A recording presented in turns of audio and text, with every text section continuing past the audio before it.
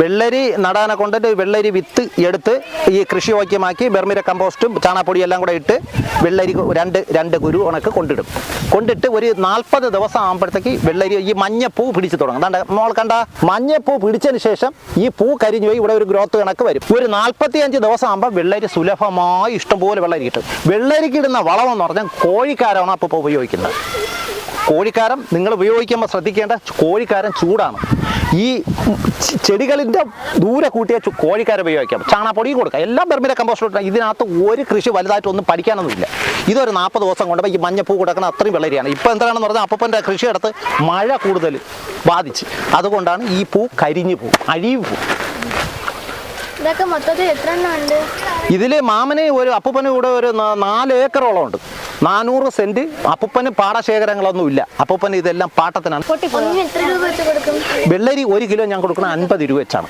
അപ്പം അപ്പൂപ്പന് എത്ര രൂപ ലാഭമാണ്? നല്ല ലാഭമാണ്. എല്ലാവരും കൃഷി ചെയ്യും.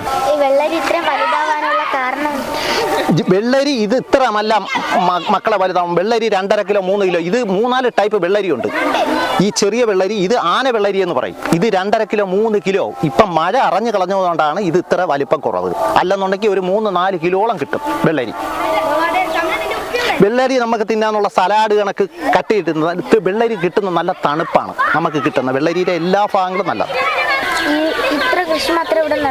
നടത്തുന്നു. ഈ ഇത്ര കൃഷി ഉള്ളതോ? മാമന് 4 ഏക്കർ കൃഷിയുണ്ട്. മാമന്റെ കഴിവിന്റെ പരമാവധി. ഇതിൽ മാമന് വേറെ അപ്പൂപ്പന് വേറെ ഒരാൾ കൃഷി ചെയ്യാൻ വേറെ സഹായിക്കാനൊന്നുമില്ല. അപ്പൂപ്പൻ്റെ കയ്യിൽ കൊടുക്കാൻ പൈസയും ഇല്ല. അപ്പൂപ്പ സ്വന്തമായിട്ട് കിളച്ച് അധ്വാനിക്കുന്നതാണ് ഈ കൃഷിയിടം. അപ്പൂപ്പന് എല്ലാത്തരം കൃഷിയുണ്ട്. നെൽകൃഷിയുണ്ട്. നെൽകൃഷി സമീപത്ത് ചെയ്തിട്ടുണ്ട്. വെണ്ടയ്ക്ക ഉണ്ട്, പയറുണ്ട്, പാവലുണ്ട്, കീര ഉണ്ട്, മീൻ വളർത്തൽ വരെ അപ്പൂപ്പനുണ്ട്. ലാഭത്തിന് വേണ്ടിയാണോ കൃഷി ചെയ്യുന്നത്? സന്തോഷത്തിന് വേണ്ടിയാണോ? ലാഭത്തിന് കൃഷി ചെയ്യണമെന്നോ? ലാഭമില്ലാതെ മനുഷ്യന് ജീവിക്കാൻ പറ്റില്ലല്ലോ മക്കളെ. ലാഭം മനുഷ്യന് വേണം, അധ്വാനം വേണം. പിന്നെ അധികമായിട്ട് രാസവളങ്ങളൊന്നും അപ്പൂപ്പൻ കൊടുക്കാറില്ല.